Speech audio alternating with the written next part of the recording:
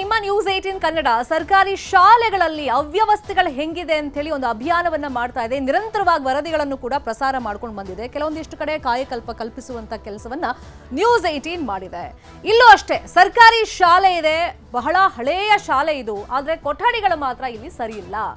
ಸರ್ಕಾರಿ ಶಾಲೆಗೆ ಕೊಠಡಿ ಭಾಗ್ಯ ಬೇಕು ಅಂತ ಸಾರ್ವಜನಿಕರು ಕೇಳ್ತಾ ಇದ್ದಾರೆ, ಪೋಷಕರು ಕೇಳ್ತಾ ಇದ್ದಾರೆ. ಶಾಲೆ ಸರಿ ಇಲ್ಲ ಅಂದ್ರೆ ಯಾರು ಮಕ್ಕಳನ್ನ ಕಳ್ಸಕ್ ರೆಡಿ ಇರ್ತಾರೆ ಪೋಷಕರು? ಶಿಕ್ಷಣ ಇಲಾಖೆ ಅಧಿಕಾರಿಗಳೇ ದಯಮಾಡಿ ಈ ಸ್ಟೋರಿಯನ್ನ ನೋಡಿ. ಸರ್ಕಾರಿ ಶಾಲೆ ಇದೆ, ಅದು ಇತಿಹಾಸದ ಪುಟಗಳನ್ನ ಸೇರ್ತಾ ಇದೆ, ಕೊಠಡಿಗಳು ಸರಿ ಇಲ್ಲ, ಹಾಗಾಗಿ ಮಕ್ಕಳನ್ನ ಕಳಿಸೋದಕ್ಕೆ ಪೋಷಕರು ರೆಡಿ ಇಲ್ಲ. ಸರ್ಕಾರಿ ಶಾಲೆಗೆ ಮಕ್ಕಳು ಬರ್ತಾ ಇಲ್ಲ ಅಂತ ಸರ್ಕಾರ ಹೇಳುತ್ತಲ್ಲ, ಯಾಕೆ? ಸ್ಥಳೀಯ ಮಟ್ಟದಲ್ಲಿ ಸಾಕಷ್ಟು ಸಮಸ್ಯೆಗಳಿದೆ. ಹಾಗಾದ್ರೆ ಈ ಶಾಲೆಯ ಇತಿಹಾಸ ಏನ್ ಹೇಳುತ್ತೆ? ಯಾಕೆ ಕೊಠಡಿಗಳನ್ನ ರಿಪೇರಿ ಮಾಡ್ತಾ ಇಲ್ಲ, ಹೊಸ ಕಟ್ಟಡವನ್ನ ಕಟ್ತಾ ಇಲ್ಲ? ಅದಕ್ಕೆ ಪೋಷಕರು ಏನ್ ಹೇಳ್ತಾ ಇದ್ದಾರೆ, ಆ ಬಗ್ಗೆ ಒಂದು ವರದಿ ಇದೆ, ನೋಡೋಣ.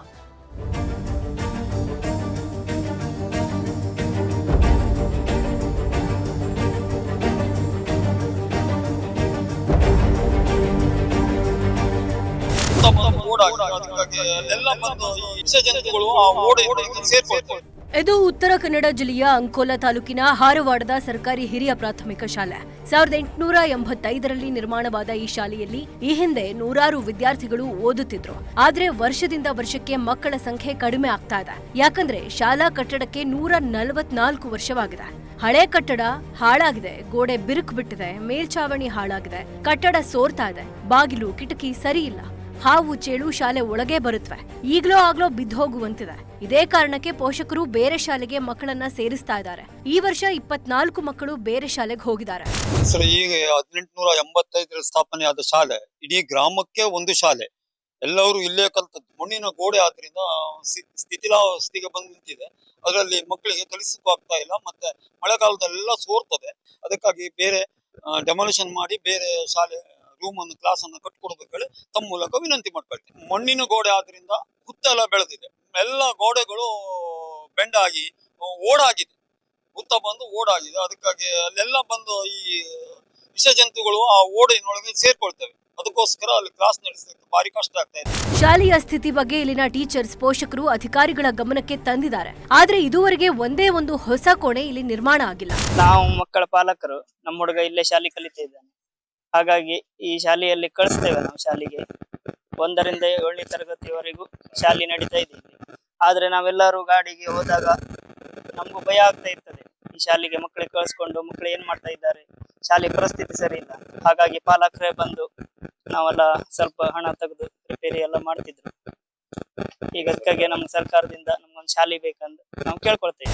ಇನ್ನಾದ್ರೂ ಇಲ್ಲಿನ ಶಾಸಕ ಸತೀಶ್ ಸೈಲ್ ಹಾಗೆ ಶಿಕ್ಷಣ ಇಲಾಖೆಯ ಅಧಿಕಾರಿಗಳು 144 ವರ್ಷಗಳ ಇತಿಹಾಸ ಇರೋ ಈ ಸರ್ಕಾರಿ ಶಾಲೆಯ ಅಭಿವೃದ್ಧಿ ಕಡೆಗೆ ಹೆಚ್ಚಿನ ಗಮನ ಹರಿಸಬೇಕಾಗಿದೆ.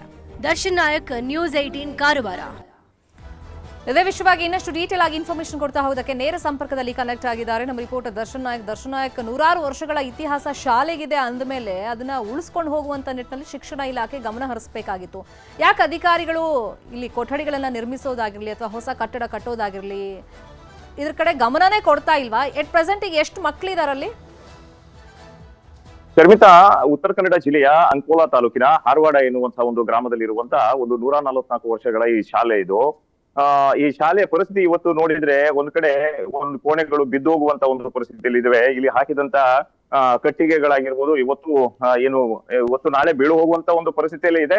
ಅಂತ ಒಂದು ಅಪಾಯದ ಸ್ಥಿತಿಯಲ್ಲಿ ಇವತ್ತು ಮಕ್ಕಳು ಪಾಠ ಕಲಿಬೇಕಾದಂತ ಒಂದು ಪರಿಸ್ಥಿತಿ ಇದೆ. ಇಲ್ಲಿ ಒಟ್ಟು ಈಗ 46 ಮಕ್ಕಳು ಪಾಠವನ್ನ ಕಲಿತಾ ಇದ್ದಾರೆ.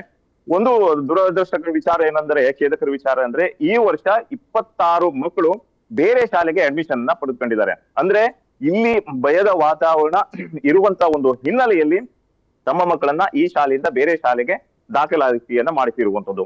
ಇದು ನಿಜಕ್ಕೂ ಖೇದದ ಒಂದು ವಿಚಾರ. ಯಾಕಪ್ಪ ಅಂದ್ರೆ ಈಗ ಸರ್ಕಾರಿ ಶಾಲೆಗಳು ಉಳಿಸಬೇಕು, ಬೆಳೆಸಬೇಕು ಎನ್ನುವಂತ ಒಂದು ನಿಟ್ಟಿನಲ್ಲಿ ಒಂದ್ ಕಡೆ ಸರ್ಕಾರ ಏನೇನೋ ಪ್ಲಾನ್ ಗಳನ್ನ ಮಾಡ್ತಾ ಇದೆ. ಆದ್ರೆ ಇಂಥ ಶಾಲೆಗಳನ್ನ ಗುರುತಿಸುವಲ್ಲಿ ಎಲ್ಲೋ ಒಂದ್ ಕಡೆ ಎಡವಿದೆ ಅಂತಾನೆ ಹೇಳ್ಬೇಕಾಗತ್ತೆ. ಸ್ಥಳೀಯ ಜನಪ್ರತಿನಿಧಿಗಳಿಗೆ, ಅಂದ್ರೆ ಇವತ್ತು ನಿನ್ನೆ ಆಳುದಂತ ಜನಪ್ರತಿನಿಧಿಗಳ ಕಳೆದ 5-6 ವರ್ಷಗಳಿಂದಲೂ ಕೂಡ 6-8 ವರ್ಷಗಳಿಂದಲೂ ಕೂಡ ಇಲ್ಲಿನ SDMC ಅಧ್ಯಕ್ಷರಾಗಿರ್ಬೋದು, ಅದೇ ರೀತಿ ಇಲ್ಲಿನ ಪಾಲಕರು ಸಾಕಷ್ಟು ಬಾರಿ ಮನವಿಯನ್ನ ಮಾಡಿದ್ದಾರೆ ಆಡಳಿತ ವ್ಯವಸ್ಥೆಗೆ. ಆದ್ರೆ ಈ ಶಾಲೆಯನ್ನ ಅಭಿವೃದ್ಧಿಪಡಿಸುವಲ್ಲಿ ಆಡಳಿತ ವ್ಯವಸ್ಥೆ ವಿಫಲವಾಗಿರುವಂತದ್ದು. ಅದ್ರ ಜೊತೆಗೆ ಈಗ ಮಾಧ್ಯಮದ ಕಣ್ಣಿಗೆ ಬಿಟ್ಟಿರುವಂತದ್ದು, ಅದರಲ್ಲೂ News18 ಖುದ್ದಾಗಿ ಆ ಜಾಗಕ್ಕೆ ಹೋಗಿ ಫೈನ್. ನಮ್ಮ ರಿಪೋರ್ಟರ್ ಆ ಜಾಗಕ್ಕೆ ಹೋಗಿ ನೋಡಿದಾಗ ಅಲ್ಲಿ 100 ವರ್ಷಗಳ ಇತಿಹಾಸ ಏನೋ ಇದೆ. ಈಗ ಈ ಹಿಂದೆ ಸಾಕಷ್ಟು ಜನ ಮಕ್ಕಳು ಬರ್ತಾ ಇದ್ರು, ಪೋಷಕರು ಧೈರ್ಯವಾಗಿ ಕಳಿಸ್ತಾ ಇದ್ರು ಮಕ್ಕಳನ್ನು ಶಾಲೆಗೆ. ಆದರೆ ಈ ಶಾಲೆಯ ಅವ್ಯವಸ್ಥೆ, ಎಸ್ಪೆಷಲಿ ಶಾಲೆಯ ಕಟ್ಟಡದ ಅವ್ಯವಸ್ಥೆ ನೋಡಿದ ಮೇಲೆ ಯಾವ ಗ್ಯಾರಂಟಿ ಮೇಲೆ ಮಕ್ಕಳನ್ನು ಕಳಿಸೋದು ಅಂತ ಹೇಳಿ ಈ ಸತಿ ಬೇರೆ ಸ್ಕೂಲ್ಗಳಿಗೆ ಅಡ್ಮಿಷನ್ ಮಾಡಿಸ್ಬಿಟ್ಟಿದ್ದಾರೆ. ಎಟ್ ಪ್ರೆಸೆಂಟ್ ಈಗ ಸುಮಾರು 40ಕ್ಕೂ ಹೆಚ್ಚು ಸ್ಟೂಡೆಂಟ್ಸ್ ಅಲ್ಲಿ ಓದ್ತಾ ಇದ್ದಾರೆ. ಇಷ್ಟಿದ್ರೂ ಕೂಡ ಶಿಕ್ಷಣ ಇಲಾಖೆ ಅಧಿಕಾರಿಗಳು ಏನು ಮಾಡ್ತಿದ್ದಾರೆ ಅನ್ನೋ ಪ್ರಶ್ನೆ ಸಹಜವಾಗಿ ಮೂಡುತ್ತೆ. ಮತ್ತೆ 1885ರಲ್ಲಿ ನಿರ್ಮಾಣಗೊಂಡಿರುವಂಥ ಶಾಲೆ ಕಾಲ ಕಾಲಕ್ಕೆ ನಿರ್ವಹಣೆಗಳಾಗಬೇಕಾಗತ್ತೆ. ತೀರಾ ಶಿಥಿಲಾವಸ್ಥೆಗೆ ಬಂದಿರೋದ್ರಿಂದ ಹೊಸ ಕಟ್ಟಡದ ಬಗ್ಗೆ ಗಮನ ಹರಿಸಬೇಕಾಗತ್ತೆ. ಮಕ್ಕಳು ಬರಕ್ ರೆಡಿ ಇದ್ದಾರೆ ಶಾಲೆಗೆ. ಎಷ್ಟೋ ಕಡೆ ನಾವು ನೋಡಿದ್ದೀವಿ, ಎಲ್ಲ ವ್ಯವಸ್ಥೆಗಳನ್ನ ಕೊಟ್ಟರು ಕೂಡ ಮಕ್ಕಳು ಸರ್ಕಾರಿ ಶಾಲೆಗೆ ಬರೋದಕ್ಕೆ, ಅದರಲ್ಲೂ ಪೋಷಕರು ಕಳಿಸೋದಕ್ಕೆ ಹಿಂದೇಟನ್ನ ಹಾಕ್ತಿದ್ದಾರೆ. ಇಲ್ಲಿ ಮಕ್ಕಳು ಬರಕ್ ರೆಡಿ ಇದ್ದಾರೆ, ಪೋಷಕರು ಕಳಿಸಕ್ ರೆಡಿ ಇದ್ದಾರೆ, ಆದರೆ ಕಟ್ಟಡ ಬೇಕು ಅಂತ ಕೇಳ್ತಾರೆ. ಇದೇ ವಿಷಯವಾಗಿ ಇನ್ನಷ್ಟು ಡೀಟೇಲ್ ಆಗಿ ಇನ್ಫಾರ್ಮೇಶನ್ ಕೊಡ್ತಾ ಇದ್ರು ನಮ್ಮ ರಿಪೋರ್ಟರ್ ದರ್ಶನ್ ನಾಯಕ್. ನೀವು ಸ್ಥಳಕ್ಕೆ ಹೋದಾಗ ಏನೆಲ್ಲ ಅವ್ಯವಸ್ಥೆಗಳು ನಿಮ್ ಕಣ್ಣಿಗೆ ಬಿತ್ತು? ಶರ್ಮಿತಾ, ನಾವು ಈ ವಿಚಾರವಾಗಿ ಖುದ್ದಾಗಿ ಆ ಶಾಲೆಗೆ ಹೋಗಿ ವರದಿ ಮಾಡಬೇಕು ಎನ್ನುವಂತ ಒಂದು ನಿಟ್ಟಿನಲ್ಲಿ ಹೋದಂತ ಸಂದರ್ಭದಲ್ಲಿ ಅದ್ರ ಜೊತೆಗೆ ಆಳ್ತಾ ಇರುವಂತ ಸರ್ಕಾರವನ್ನ ಆಗಿರ್ಬೋದು, ಅದೇ ರೀತಿ ಇಲ್ಲಿನ ಜನಪ್ರತಿನಿಧಿಗಳ ಕಿವಿ ಹಿಂಡಬೇಕು ಎನ್ನುವಂತ ಒಂದು ನಿಟ್ಟಿನಲ್ಲಿ ಸಂಪರ್ಕದಲ್ಲಿ ಪ್ಲೀಸ್ ಬಿ ಆನ್ಲೈನ್ ಈ ಬಗ್ಗೆ ಮಾತನಾಡೋದಕ್ಕೆ ಎಸ್ಟಿಎಂಸಿ ಅಧ್ಯಕ್ಷರಾಗಿರುವಂತಹ ವಿನೋದ್ ನಾಯ್ಕ್ ಅವರು ನಮ್ಮ ಜೊತೆ ದೂರವಾಣಿ ಸಂಪರ್ಕದಲ್ಲಿ ಕನೆಕ್ಟ್ ಆಗಿದ್ದಾರೆ. ವಿನೋದ್ ಅವರೇ ನಮಸ್ಕಾರ. ನಮಸ್ಕಾರ. ನಮಸ್ತೆ ಮೇಡಮ್. ನಮಸ್ತೆ. ಈಗ ಹಾರವಾಡ ಸರ್ಕಾರಿ ಶಾಲೆ ಬಗ್ಗೆ ನಾವು ತೋರಿಸ್ತಾ ಇದ್ವಿ. 1885ರಲ್ಲಿ ನಿರ್ಮಾಣ ಆಗಿರೋದು. ನೀವು ಎಸ್ಟಿಎಂಸಿ ಅಧ್ಯಕ್ಷರಿದ್ದೀರಿ. ಶಾಲೆ ಕಟ್ಟಡದ ಬಗ್ಗೆ ತುಂಬಾ ಕಂಪ್ಲೇಂಟ್ಸ್ ಇದೆ. ನಮ್ಮ ರಿಪೋರ್ಟರ್ ಅಲ್ಲಿಗೆ ಹೋಗಿ ಒಂದಿಷ್ಟು ವಿಜುವಲ್ಸ್ ಅನ್ನ ತಂದಿದ್ದಾರೆ. ಒಂದು ಇತಿಹಾಸ ಇದೆ ಆ ಶಾಲೆಗೆ, ಬಟ್ ಹೊಸ ಕೊಠಡಿಗಳು ಯಾಕೆ ಆಗ್ತಿಲ್ಲ? ಅಧಿಕಾರಿಗಳು ಏನ್ ಹೇಳ್ತಾರೆ ನೀವು ಅಪ್ರೋಚ್ ಮಾಡಿದಾಗ? ಅಧಿಕಾರಿಗಳು ಮೇಡಮ್ ನಾವು ಭರವಸೆ ಕೊಡ್ತಾ ಇದ್ದಾರೆ, ಮಾಡ್ತೇವೆ ಅಂತಿದ್ದಾರೆ.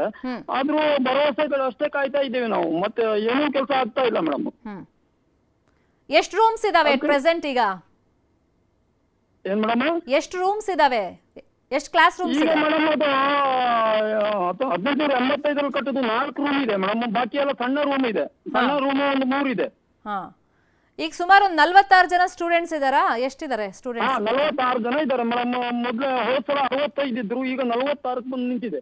ಹಾ, ಈಗ ಪೋಷಕರು ನಿಮ್ಮ ಹತ್ರ ಬಂದು ಯಾವ ತರ ಆತಂಕ ಹೇಳ್ತಾರೆ? ಯಾಕಂದ್ರೆ ಈಗ ಕೊಠಡಿ ಸರಿ ಇಲ್ಲ, ಹಾವು ಚೇಳುನು ಒಳಗ್ ಬರುತ್ತಂತಲ್ಲ, ಮಕ್ಕಳನ್ನ ಹೆಂಗ್ ಕಳ್ಸೋದು ಅಂತ ಕೇಳ್ತಾರೆ ನಿಮ್ಮ ಹತ್ರ? ಕೇಳ್ತಾರೆ ಮೇಡಮ್. ಕೇಳ್ತಾ ಇದ್ದಾರೆ. ನೀವ್ ಅದಕ್ಕೆ ಯಾವ ತರ ಉತ್ತರಗಳನ್ನು ಕೊಡ್ತಾ ಇದ್ದೀರಾ? ಯಾಕಂದ್ರೆ ನೀವು ಪಾಪ ಅಧಿಕಾರಿಗಳ ಹತ್ರ ಹೋಗ್ತಾ ಇದ್ದೀರಾ, ಅವ್ರು ಮಾಡೋಣ ಅಂತ ಸಮಯ ತಗೋತಾ ಇದ್ದಾರೆ.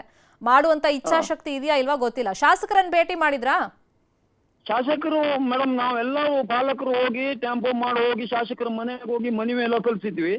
ಮನವಿ ಸಲ್ಲಿಸಿ ಅವರಿಗೆ ನಮ್ಮ ವಿಷಯ ಎಲ್ಲ ಹೇಳಿ ಬಂದಿದ್ವಿ ಮೇಡಮ್. ಈಗ ಒಂದಿಷ್ಟು MLC ಅನುದಾನ ಅಂತಾನೂ ಬರುತ್ತೆ. ವಿಧಾನ ಪರಿಷತ್ ಸದಸ್ಯರನ್ನ ಭೇಟಿ ಮಾಡಕ್ಕೆ ಏನಾದ್ರು ಪ್ರಯತ್ನ ಪಟ್ರಾ? ವಿಧಾನ ಪರಿಷತ್ ಮೇಡಮ್ ನಾವು ಎಜುಕೇಶನ್ ಡಿಪಾರ್ಟ್ಮೆಂಟಿಗೂ ಮತ್ತು ಜಡ್ಪಿಗೂ ತಾಲೂಕ್ ಪಂಚಾಯತಿಗೆಲ್ಲ ಮನವಿಯನ್ನ ಕೊಟ್ಟಿದ್ದೇವೆ ಮೇಡಮ್. ಈ ಕಾಲಕ್ಕೆ ನಿರ್ವಹಣೆ ಆಗ್ಬೇಕಲ್ಲ, ಯಾಕಂದ್ರೆ ಈಗ 1885 144 ವರ್ಷ ಆಯ್ತು ಶಾಲೆಗೆ. ಹೌದು. ಬಿಲ್ಡಿಂಗ್ ಅಂತೂ ಹಳೇದಾಗಿರುತ್ತೆ. ಆವಾಗಿನ ಬಿಲ್ಡಿಂಗ್ ಅಂದ್ರೆ ಸ್ವಲ್ಪ ಗಟ್ಮುಟ್ಟು ಇರುತ್ತೆ, ಇಲ್ಲ ಅಂತಲ್ಲ. ಬಟ್ ಕಾಲಕ್ರಮೇಣ ಅದು ಈಗ ಶಿಥಿಲಾವಸ್ಥೆಗೆ ಬಂದಿರುತ್ತೆ. ಕಾಲಕ್ಕೆ ಮೇಂಟೆನೆನ್ಸ್ ನಿರ್ವಹಣೆ ಆಗ್ತಿತ್ತಾ ಇತ್ತೀಚಿನವರೆಗೂ? ಈ ಒಂದು 5 ವರ್ಷದಿಂದ ಮೇಡಮ್ ಮೇಲ್ಚಾವಣಿ ಆಗ್ಲಿ ಅಂತದ್ದು ರಿಪೇರಿಗೆ ಹಾಕ್ಲೇ ಇಲ್ಲ ಅವರು. ನಾವು ಬಿಯೋರಿಗೆ ವರ್ಷ ಕಳಿಸ್ತಾ ಇರ್ತೇವೆ, ಆದ್ರೆ 5 ವರ್ಷದಿಂದ ಹಾಕ್ಲೇ ಇಲ್ಲ ಮೇಡಮ್ ಅದು ರಿಪೇರಿಗೆ. ಈಗ ಮಳೆಗಾಲ ಬೇರೆ, ಆ ಕಡೆ ವಿಪರೀತ ಮಳೆ ಬರ್ತಿದೆ. ಈಗೇನ್ ಸಮಸ್ಯೆ ಆಗ್ತಿದೆ ಮಕ್ಕಳಿಗೆ? ಈಗ ನಾವು ದಿನ ಪಾಲಕರು ಬಂದು ನೋಡ್ಕೊಂಡು ಹೋಗ್ತಾ ಇದ್ದಾರೆ ಮೇಡಮ್. ಇಲ್ಲಿ ಸ್ವಲ್ಪ ಮಳೆ ಕಡಿಮೆ ಇದೆ. ಇಲ್ಲಿ ಉತ್ತರ ಕನ್ನಡ ಜಿಲ್ಲೆಗೆ, ಇಲ್ಲಿ ಅಂಕೋಲಾಕ್ಕೆ ಸ್ವಲ್ಪ ಮಳೆ ಕಡಿಮೆ ಇದೆ. ಸಣ್ಣ ಪುಟ್ಟ ಏನಾದ್ರು ಹಂಚು ಹೋದ್ರೆ ಅದೆಲ್ಲ ಪಾಲಕರ ಬಂದು ರಿಪೇರಿ ಮಾಡ್ತಾ ಇದ್ದೇವೆ ಮೇಡಮ್. ಈಗ SDMC ಅನುದಾನ ಇದೆಯಾ? ಇಲ್ಲ, SDMC ಅನುದಾನ ರಿಪೇರಿಗಂತ ಅನುದಾನ ಯಾವ್ದು ಬರುದಿಲ್ಲ ಮೇಡಮ್. ಅದು ಇದಕ್ಕೆ ಮೊಟ್ಟೆಗೆ ಮತ್ತೆ ಈ ಬಿಸಿ ಊಟಕ್ಕೆ ಇಂಥದಕ್ಕೆ ಬರ್ತದೆ ಮೇಡಮ್. ಶೌಚಾಲಯಕ್ಕೆ ಬರ್ತದೆ, ಹೊರತು ಬಿಲ್ಡಿಂಗಿಗೆ ಯಾವುದೇ ಅನುದಾನ ಬರೋದಿಲ್ಲ ಮೇಡಮ್ ನಿಮ್ಗೆ. ಈಗ ಶಾಲೆ ಪಕ್ಕ ಮತ್ತೊಂದು ಬಿಲ್ಡಿಂಗ್ ಎಲ್ಲ ಮಾಡ್ಬೇಕು ಅಂದ್ರೆ ಅದಕ್ಕೆ ಜಾಗ ಇದೆ? ಜಾಗ ಮೇಡಮ್ ಇದು ಡೆಮೊಲೇಷನ್ ಮಾಡ್ಕೊಂಡೆ ಜಾಗ ಅಲ್ಲೇ ಮಾಡುವ. ಒಬ್ರು 1885 ನಮ್ಗೆ 15 ಗುಂಟಿ ಅವರು ವಸಂತ ರೇವಣ್ಕರ್ ಅವ್ರ ಮನೆ ದಾನ ಕೊಟ್ಟಿದ್ರು ಮೇಡಮ್. ಅದರಲ್ಲೇ ಜಾಗದಲ್ಲೇ ಬಿಲ್ಡಿಂಗ್ ಮಾಡ್ಕೊಂಡಿದೀವಿ ನಾವು. ಫೈನ್. ಈಗ ನಮ್ಮ ಗಮನಕ್ಕೆ ಬಂದಿದೆ, ನಾವು ಶಿಕ್ಷಣ ಇಲಾಖೆ ಗಮನಕ್ಕೆ ತರ್ತೀವಿ, ಸರ್ಕಾರದ ಗಮನಕ್ಕೆ ತರ್ತೀವಿ. ಈ ಶಾಲೆಗೊಂದು ಕಾಯಕಲ್ಪ ಬೇಕು, ಅದನ್ನ ಒದಗಿಸಿಕೊಡುವಂತ ಪ್ರಾಮಾಣಿಕ ಪ್ರಯತ್ನವನ್ನ ನಾವು ಮಾಡ್ತೀವಿ. ಥ್ಯಾಂಕ್ ಯು ವಿನೋದ್ ನಾಯ್ಕ ಅವರೇ, ನ್ಯೂಸ್ 18 ಜೊತೆ ಮಾತಾಡೋದಕ್ಕೆ. ನಮಸ್ತೆ. Thank you Darshan Naik, information ಕೊಟ್ಟಿದ್ದಕ್ಕೆ. ಮೈಸೂರಲ್ಲಿ ಪಾರ್ಕ್ ಕತೆ ಕೇಳಂಗೆ ಇಲ್ಲ. ಆಟದ ವ್ಯಾಯಾಮದ ಪರಿಕರಗಳೇ ಇಲ್ಲ. ಸಂಜೆ ಆದ್ರೆ ಸಾಕು, ಪುಂಡು ಪೋಖ್ರಿಗಳು ಬರ್ತಾ ಇದ್ದಾರೆ, ತಮ್ಮದೇ ಅಡ್ಡೆ ಮಾಡ್ಕೊಂಡ್ ಬಿಡ್ತಾ ಇದ್ದಾರೆ ಈ ಉದ್ಯಾನನ. ಹಂಗಾಗಿ ವಾಯು ವಿಹಾರಿಗಳಿರ್ಬೋದು ಅಥವಾ ಮಕ್ಕಳನ್ನ ಪಾರ್ಕಿಗೆ ಕರ್ಕೊಂಡ್ಬರೋರು ಸಾಕಷ್ಟು ಜನ ಇರ್ತಾರೆ, ಅವರಿಗೆಲ್ಲ ಇದು ಕಿರಿಕಿರಿಯನ್ನ ಮಾಡ್ತಾ ಇದೆ. ಸಂಜೆ ಆದ್ರೆ ಪುಂಡು ಪೋಖ್ರಿಗಳು ಬರ್ತಾ ಇದ್ದಾರೆ, ಆ ಕಡೆ ಹೋಗಕ್ಕೂ ಸಾಧ್ಯ ಇಲ್ಲ ಅಂತ ಪರಿಸ್ಥಿತಿ ಇದೆ. ಮೈಸೂರಲ್ಲಿ ಈ ಹಿಂದೆನೂ ನಾವು ಪಾರ್ಕಿಗೆ ಸಂಬಂಧಪಟ್ಟಂಗೆ ಇಂಥದ್ದೇ ಸುದ್ದಿಯನ್ನು ಪ್ರಸಾರ ಮಾಡಿದ್ವಿ. ಕೆಲವೊಂದು ಬಡಾವಣೆಗಳಲ್ಲಿ ಈ ಥರದ ಅವ್ಯವಸ್ಥೆಗಳಾಗ್ತಾ ಇದೆ. ಎಸ್ಪೆಷಲಿ ಸಂಜೆ ಆದಮೇಲೆ ಪುಂಡು ಪೋಖ್ರಿಗಳು ಬರ್ತಾ ಇದ್ದಾರೆ, ಒಂದಿಷ್ಟು ಅನೈತಿಕ ಚಟುವಟಿಕೆಗಳು ಆ ಭಾಗದಲ್ಲಿ ನಡೆಯುತ್ತೆ. ಹಾಗಾಗಿ ಸಾರ್ವಜನಿಕರಿಗೆ ಮತ್ತೆ ಅಕ್ಕಪಕ್ಕ ಮನೆಯವರಿಗೆ ಇದು ತೊಂದರೆಯನ್ನ ಉಂಟು ಮಾಡ್ತಾ ಇದೆ. ಹಾಗಾದ್ರೆ ಇಲ್ಲಿ ಪರ್ಟಿಕ್ಯುಲರ್ ಆಗಿ ಪಾರ್ಕಲ್ಲಿ ಏನೆಲ್ಲ ಅಧ್ವಾನ ಎದ್ದು ಹೋಗಿದೆ, ಸಾರ್ವಜನಿಕರು ಏನೆಲ್ಲ ಕಂಪ್ಲೇಂಟ್ಗಳನ್ನ ಮಾಡ್ತಾ ಇದ್ದಾರೆ, ಆ ಬಗ್ಗೆ ಒಂದು ವರದಿ ಇದೆ, ನೋಡೋಣ. ಮೊದಲು ನೋಡಕ್ಕೆ ಆಯ್ತಿಲ್ಲ, ಬರೋಕ್ಕೆ ಆಯ್ತಿಲ್ಲ. ಮಕ್ಕಳುಗಳು ಬಂದಾಗ ಆಟ ಆಡಿಸ್ಬೇಕು, ನಮಗೂ ಆಸೆ ಆಗುತ್ತೆ. ಸಂಜೆ ರಾತ್ರಿ ಟೈಮಲ್ಲಿ ಸುಮಾರು ಅನೈತಿಕ ಚಟುವಟಿಕೆಗಳು ನಡೀತಿದೆ. ಮೈಸೂರಿನ ಹೃದಯ ಭಾಗವಾಗಿರುವ ಅಗ್ರಹಾರದ ಪತ್ರಕರ್ತರ ಭವನದ ಪಕ್ಕದಲ್ಲೇ ಈ ಪಾರ್ಕ್ ನಿರ್ಮಾಣ ಮಾಡಲಾಗಿದೆ. ಇನ್ನೂ ಉದ್ಘಾಟನೆ ಆಗಿಲ್ಲ, ಹೆಸರಿಗಷ್ಟೇ ಇದು ಪಾರ್ಕ್. ಆದರೆ ಕನಿಷ್ಠ ಮೂಲಭೂತ ಸೌಕರ್ಯಗಳು ಕೂಡ ಇಲ್ಲ. ಈ ಹಿಂದೆ ಪಾರ್ಕ್ ಗಬ್ಬು ನಾರ್ತಿತ್ತು. ನ್ಯೂಸ್ 18 ಸುದ್ದಿ ಮಾಡಿದ ಬಳಿಕ ಪಾರ್ಕ್ನ ಸ್ವಚ್ಛ ಮಾಡಲಾಗಿದೆ. ಸದ್ಯ ಸುತ್ತಮುತ್ತಲ ನಿವಾಸಿಗಳು ಪಾರ್ಕ್ನಲ್ಲಿ ಓಡಾಡಲು ಅನುಕೂಲವಾಗಿದೆ. ಆದರೆ ಬೇರೆ ಏನೂ ವ್ಯವಸ್ಥೆಗಳಾಗಿಲ್ಲ. ಮಕ್ಕಳಿಗೆ ಬೇಕಾದ ಆಟಿಕೆಗಳಿಲ್ಲ, ವಯಸ್ಕರು ಹಿರಿಯರು ವ್ಯಾಯಾಮ ಮಾಡಲು ಒಂದಿಷ್ಟು ಉಪಕರಣಗಳು ಕೂಡ ಇಲ್ಲ. ಹೆಸರಿಗಷ್ಟೇ 2 ವ್ಯಾಯಾಮದ ಉಪಕರಣಗಳನ್ನು ಇಟ್ಟಿದ್ದಾರೆ. ಸಂಜೆ ಹೊತ್ತಾದ್ರೆ ಸಾಕು, ಪುಂಡ ಪೋಖರಿಗಳ ಹಾವಳಿ ಬೇರೆ. ಇದರಿಂದ ಸ್ಥಳೀಯರು ಮಹಾನಗರ ಪಾಲಿಕೆ ವಿರುದ್ಧ ಅಸಮಾಧಾನ ವ್ಯಕ್ತಪಡಿಸಿದ್ದಾರೆ. ನಗರ ಪಾಲಿಕೆ ಅಧಿಕಾರಿಗಳನ್ನ ಕಣ್ಣು ತೆರೆಸೋದಕ್ಕೆ ಮುಂದಾದಂಥ ನ್ಯೂಸ್ 18ಗೆ ಮತ್ತೊಮ್ಮೆ ಕೃತಜ್ಞತೆಗಳನ್ನ ಸಲ್ಲಿಸೋ ಮೂಲಕ ಏನು ಈಗ ಕಣ್ಣು ತೆರೆದು ನೋಡಿ ಇಲ್ಲಿ ಅಭಿವೃದ್ಧಿ ಪಡಿಸ್ಬೇಕು ಇನ್ನೂ ಹೆಚ್ಚಿನದಾಗಿ. ಕೆಲವೇ 2 ಆಟಗಳ ಇದನ್ನು ಮಾತ್ರ ಎಕ್ವಿಪ್ಮೆಂಟ್ಗಳನ್ನ ಹಾಕಿದೆ. ಇನ್ನೊಂದಷ್ಟು ಸವಲತ್ತುಗಳನ್ನ ಈ ಪಾರ್ಕ್ನ ಅಭಿವೃದ್ಧಿ ಪಡಿಸೋ ಮೂಲಕ ಸಲ್ಲಿಸೋ ಮೂಲಕ ಇನ್ನೂ ಹೆಚ್ಚಿನ ನಾಗರಿಕರಿಗೆ ಅನುಕೂಲ ಮಾಡಿಕೊಡ್ಬೇಕು. ಅದೇ ಇನ್ನು ಆಟ ಸಾಮಾನುಗಳು ಬೇಕು. ಆಮೇಲೆ ಅದೇ ಇದು ಮಕ್ಕಳೆಲ್ಲ ಆಡೋದು ಗಿಡಗಳೆಲ್ಲ ಹಾಕಬೇಕು. ಆವಾಗ ಹಾಕೋರೆ ಸಿಂಪ್ರಾಗಿ ಚೆನ್ನಾಗಿರ್ತದೆ. ಜನಗಳು ಇನ್ನೂ ಬರ್ತಾರೆ, ಜಾಸ್ತಿ ಬರ್ತಾರೆ. ಮೊದಲು ನೋಡೋಕೆ ಆಯ್ತಿಲ್ಲ, ಬರೋಕ್ಕೆ ಆಯ್ತಿರ್ಲಿಲ್ಲ. ಇವಾಗ ಸ್ವಲ್ಪ ನೋಡಂಗೈತೆ. ಮಕ್ಕಳೆಲ್ಲ ಬಂದು ಆಟ ವ್ಯವಸ್ಥೆ ಮಾಡಬೇಕು. ಎದುರುಗಡೆ ಪತ್ರಕರ್ತರ ಭವನ ಇದೆ, ಅಕ್ಕಪಕ್ಕ ಮನೆಗಳಿದೆ, ಎಲ್ಲ ನಾವು ಶುದ್ಧವಾಗಿ ಇಟ್ಕೋತೀವಿ. ಇನ್ನೂ ಸ್ವಲ್ಪ ಚೆನ್ನಾಗಿ ಎಲ್ಲ ಮೇಂಟೆನೆನ್ಸ್ ಮಾಡಿ ನೈಟ್ ಟೈಮ್ಸು ದಯವಿಟ್ಟು ಯಾರನ್ನಾರು ವಾಚ್ಮ್ಯಾನ್ ಇಟ್ಕೊಡ್ಬೇಕು ನೀವು. ನಾವು ನೋಡ್ತಾ ಇರ್ತೀವಿ ಕಣ್ಣಲ್ಲಿ, ಅದೆಲ್ಲ ಬಾಯ್ಬಿಟ್ಟು ಹೇಳೋಕ್ಕಾಗಲ್ಲ. ನಮ್ಮದು ಮನೆಗಳಿರೋದ್ರಿಂದ ಅದಕ್ಕೆ ಸೆಕ್ಯೂರ್ ಬೇಕು. ನಾವು ಇದೆಲ್ಲ ಯೂಸ್ ಮಾಡ್ಕೊಳ್ಳೋಣ. ನನ್ನ ಮೊಮ್ಮಕ್ಳುಗಳು ಬಂದಾಗ ಆಟ ಆಡಿಸ್ಬೇಕು, ನಮಗೂ ಆಸೆ ಆಗುತ್ತೆ. ಉದ್ಯಾನವನ ಯಾವ ಈ ರೀತಿ ಇದೆ ಅಂದರೆ ಏನಂದ್ರೆ ಏನೂ ಇಲ್ಲ ಇಲ್ಲಿ. ಆಮೇಲೆ ಕರೆಂಟ್ ವ್ಯವಸ್ಥೆ ಇಲ್ಲ, ಸಂಜೆ ಮೇಲೆ ಕರೆಂಟ್ ವ್ಯವಸ್ಥೆ ಇಲ್ಲ. ಸಂಜೆ ರಾತ್ರಿ ಟೈಮಲ್ಲಿ ಸುಮಾರು ಅನೈತಿಕ ಚಟುವಟಿಕೆಗಳು ನಡೀತಿದೆ. ಯುವಕರು ಪುಂಡ್ರು ಪೋಖ್ರು ಎಲ್ಲ ಬಂದು ಇಲ್ಲಿ ಶಾಂತಿಯನ್ನು ಕದಡ್ತಾರೆ ಅಂತ ಸ್ಥಳೀಯ ಎಲ್ಲ ನಿವಾಸಿಗಳು ದೂರ್ತಾ ಇದ್ದಾರೆ. ಆದ್ದರಿಂದ ಇಲ್ಲೇನು ಈ ಒಂದು ಉದ್ಯಾನವನಕ್ಕೆ ಮೂಲ ಸೌಕರ್ಯ ಬೇಕು. ಒಟ್ನಲ್ಲಿ ಬೇಕಾಬಿಟ್ಟಿ ಹೆಸರಿಗಷ್ಟೇ ಪಾರ್ಕ್ ಮಾಡಿ ಮೂಲಭೂತ ಸೌಕರ್ಯ ಕೊಟ್ಟಿಲ್ಲ ಈ ಮಹಾನಗರ ಪಾಲಿಕೆ. ಇನ್ನಾದರೂ ಸೂಕ್ತ ವ್ಯವಸ್ಥೆ ಕಲ್ಪಿಸಲಿ ಅನ್ನೋದೇ ಈ ನ್ಯೂಸ್ 18 ಕನ್ನಡದ ಆಶಯವಾಗಿದೆ. ಕ್ಯಾಮರಾ ಪರ್ಸನ್ ರಾಹುಲ್ ಜೊತೆ ಆನಂದ್ KS, ನ್ಯೂಸ್ 18 ಮೈಸೂರು. ಅದೇ ವಿಷಯವಾಗಿ ಇನ್ನಷ್ಟು ಡೀಟೇಲ್ ಆಗಿ ಇನ್ಫಾರ್ಮೇಶನ್ ಕೊಡ್ತಾ ಹೋಗೋದಕ್ಕೆ ನೇರ ಸಂಪರ್ಕದಲ್ಲಿ ಕನೆಕ್ಟ್ ಆಗಿದ್ದಾರೆ ನಮ್ಮ ರಿಪೋರ್ಟರ್ ಆನಂದ್. ಪಾರ್ಕ್ ಅಂದ್ರೆ ಸುತ್ತ ಹಸಿರು ಕಾಣಿಸ್ಬೇಕು, ಮಕ್ಕಳಿಗೆ ಬೇಕಾದಂತ ಪರಿಕರಗಳು ಇರಬೇಕಾಗುತ್ತೆ. ಬಟ್ ಇಲ್ಲಿ ನೋಡಿದ್ರೆ ಖಾಲಿ ಸೈಟ್ ತರ ಕಾಣಿಸ್ತಾ ಇದೆ. ಹಿಂದೆನೂ ನಾವು ಈ ಬಗ್ಗೆ ವರದಿಯನ್ನ ಮಾಡಿದ್ವಿ. ಮತ್ತೆ ಸಂಜೆ ಆದ್ರೆ ಪುಂಡು ಪೋಖ್ರಿಗಳ ಕಾಟ, ಅಕ್ಕಪಕ್ಕದ ಮನೆಯವರು ಹೆದರ್ಕೊಳ್ತಾ ಇದ್ದಾರೆ. ಈ ಬಗ್ಗೆ ನಮಗೊಂದು ಸೆಕ್ಯೂರಿಟಿ ಬೇಕು ಅಂತ ಕೇಳ್ತಾ ಇದ್ದಾರೆ.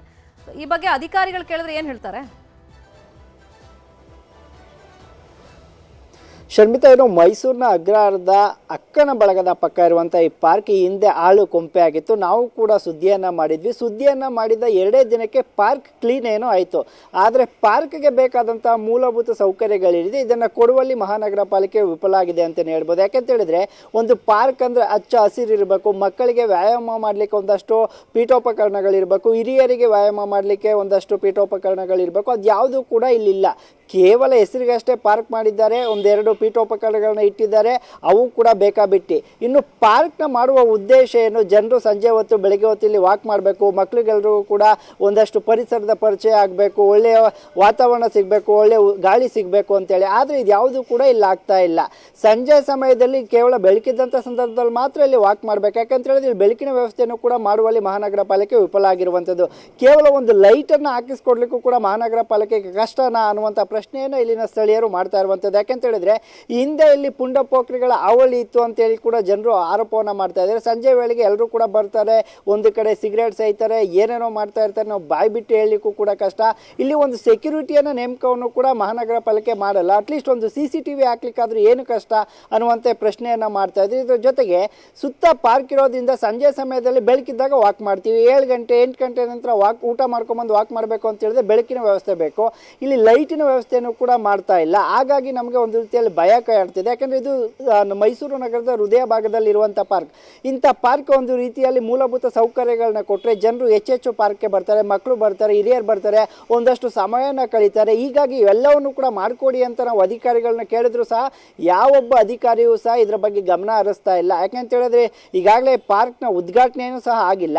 ಉದ್ಘಾಟನೆ ಆಗೋ ಮೊದಲೇ ಇಷ್ಟೊಂದು ಈ ಪಾರ್ಕ್ ಏನು ಗಬ್ಬೆದ್ದೋಗಿರುವಂಥದ್ದು. ಇನ್ನಾದರೂ ಸಹ ಅಧಿಕಾರಿಗಳು ಇದರ ಬಗ್ಗೆ ಗಮನ ಹರಿಸಬೇಕು. ಮಕ್ಕಳಿಗೆ ಹಿರಿಯರಿಗೆ ಬೇಕಾದಂಥ ವ್ಯವಸ್ಥೆಯನ್ನು ಕಲ್ಪಿಸ್ಕೊಡ್ಬೇಕು. ಜೊತೆಗೆ ಒಂದಷ್ಟು CC ಕ್ಯಾಮ್ರಾಗಳನ್ನ ಹಾಕಿಸ್ಬೇಕು, ಲೈಟನ್ನು ಹಾಕಿಸ್ಬೇಕು. ಒಂದು ಪಾರ್ಕ್ ಯಾವ ರೀತಿ ಇರಬೇಕು ಆ ರೀತಿ ನಿರ್ಮಾಣ ಮಾಡಿಕೊಟ್ರೆ ನಮಗೂ ಕೂಡ ಸಹಕಾರಿಯಾಗುತ್ತೆ. ಇಲ್ಲದಿದ್ದರೆ ಕೇವಲ ಹೆಸರಿಗಷ್ಟೇ ಇದು ಪಾರ್ಕ್ ಆಗುತ್ತೆ ಅನ್ನುವಂಥ ಆರೋಪವನ್ನು ಮಾಡ್ತಾ ಇರುವಂಥದ್ದು. ಶರ್ಮಿತಾ, ಫೈನ್. ಅಂದ್ರೆ ಈ ಪಾರ್ಕ್ಗೋಸ್ಕರ ಈ ಜಾಗ ಮೀಸಲಿಟ್ಟು ಎಷ್ಟು ಟೈಮ್ ಆಯಿತು? ಕಾಮಗಾರಿ ನಡೀತಾ ಎಷ್ಟು ಟೈಮ್ ಆಯಿತು? ಯಾಕೆ ಇಷ್ಟು ಡಿಲೇ ಆಗ್ತಾ ಇದೆ?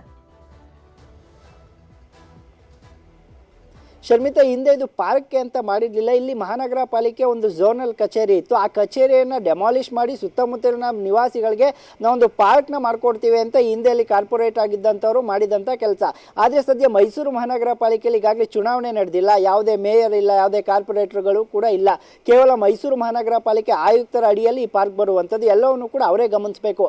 ಆದರೆ ಒಂದಷ್ಟು ಮಹಾನಗರ ಪಾಲಿಕೆ ಅನುದಾನ ಬಿಡುಗಡೆ ಆದಂಥ ಸಂದರ್ಭದಲ್ಲಿ ಮೈಸೂರು ನಗರದಲ್ಲಿ ಇಷ್ಟು ಪಾರ್ಕ್ ಇರುತ್ತೆ, ಪ್ರತಿಯೊಂದು ಪಾರ್ಕ್ ನಿರ್ವಹಣೆಗೆ ನಾವು ಇಷ್ಟು ಲಕ್ಷವನ್ನು ಖರ್ಚು ಮಾಡ್ತೇವೆ ಅಂತೇಳಿ ಅವ್ಯಯ ಮಂಡನೆ ಮಾಡುವಂಥ ಸಂದರ್ಭದಲ್ಲಿ ಹೇಳ್ತಾರೆ. ಆದರೆ ನಿಜಕ್ಕೂ ಕೂಡ ಪಾರ್ಕ್ಗೆ ಮೀಸಲಿಟ್ಟಂಥ ಹಣವನ್ನು ಪಾರ್ಕ್ಗೆ ಬಳಸ್ಕೊಳ್ಳಾಗ್ತಿದ್ಯಾ ಅಥವಾ ಅದನ್ನು ಬೇರೆಗೆ ಬಳಸ್ಕೊಂಡು ದುರುಪಯೋಗ ಮಾಡ್ಕೊಳ್ತಿದ್ಯಾ ಅನ್ನುವಂಥ ಪ್ರಶ್ನೆ ಸದ್ಯಕ್ಕೆ ಕಾಡ್ತಾ ಇರುವಂಥದ್ದು. ಯಾಕೆಂತ ಹೇಳಿದ್ರೆ, ಪಾರ್ಕ್ನ ಮಾಡುವ ಉದ್ದೇಶ ಇರಲಿಲ್ಲ, ಆದರೆ ಜನರಿಗಾಗಿ ಪಾರ್ಕ್ನ ಮಾಡಿದ್ದಾರೆ. ಸದ್ಯ ಪಾರ್ಕ್ ಮಾಡಿದ ಮೇಲೆ ಆದ್ರೂ ಜನರಿಗೆ ಅನುಕೂಲವಾಗುವಂಥ ಒಂದಷ್ಟು ಪರಿಕರಗಳನ್ನ ಇಡಬೇಕು, ಏನು ಮೂಲಭೂತ ಸೌಕರ್ಯಗಳನ್ನ ಮಾಡಿಕೊಡ್ಬೇಕಾಗಿರುವಂಥ ಮಹಾನಗರ ಪಾಲಿಕೆ ಜವಾಬ್ದಾರಿ. ಇದ್ಯಾವುದನ್ನು ಕೂಡ ಮಹಾನಗರ ಪಾಲಿಕೆ ಮಾಡಿದಂತೆ ಕಾಣಿಸ್ತಿಲ್ಲ. ಯಾಕೆಂತ ಹೇಳಿದ್ರೆ, ಒಂದಷ್ಟು ಏನು ಮಣ್ಣನ್ನು ಹೊಡೆದ್ರು, ಮೇಲೊಂದಷ್ಟು ಹಸಿರನ್ನು ಹಾಕಿದ್ರು.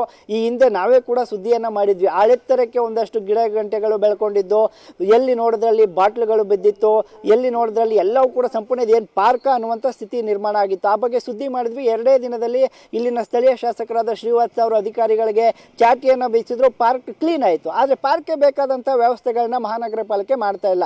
ಇನ್ನಾದರೂ ಸಹ ಈ ಬಗ್ಗೆ ಗಮನ ಕೊಟ್ಟು ಒಂದಷ್ಟು ಪರಿಕರಗಳನ್ನ ಹಾಕಿ, ಒಂದಷ್ಟು ಹಸಿರು ಗಿಡಗಳನ್ನ ಹಾಕಿ, ಶುದ್ಧ ಗಾಳಿ ಬೀಸುವಂಥ ಮರಗಳನ್ನ ಹಾಕಿ ಪಾರ್ಕ್ ಅಂದವನ್ನು ಹೆಚ್ಚಿ ಎಲ್ಲರೂ ಕೂಡ ಬಂದು ಪಾರ್ಕ್ಗೆ ವಾಕ್ ಮಾಡುವಂಥ ಸ್ಥಿತಿಯನ್ನು ನಿರ್ಮಾಣ ಮಾಡಬೇಕು ಅಂತೇಳಿ ಜನರು ಕೇಳಿದ್ರು ಸಹ ಮಾಡ್ಕೊಳ್ಳಿಕ್ಕೆ ಏನು ಕಷ್ಟ. ಯಾಕೆಂದ್ರೆ ಮಹಾನಗರ ಪಾಲಿಕೆಯಲ್ಲಿ ಅನುದಾನಕ್ಕೇನು ಕೊರತೆ ಇಲ್ಲ. ಆಗಿದ್ರು ಸಹ ಯಾಕೆ ಮಾಡ್ತಾ ಇಲ್ಲ? ಎಲ್ಲೋ ಒಂದು ಕಡೆ ಅಧಿಕಾರಿಗಳ ಬೇಜವಾಬ್ದಾರಿತನ ಇಲ್ಲಿ ಎದ್ದು ಕಾಣಿಸ್ತಾ ಇರುವಂಥದ್ದು. ಶರ್ಮಿತಾ, ಫೈನ್. Thank you. ನಿರೀಕ್ಷಣದ ಮಾಹಿತಿಯನ್ನು ಕೊಟ್ಟಿದ್ದಕ್ಕೆ.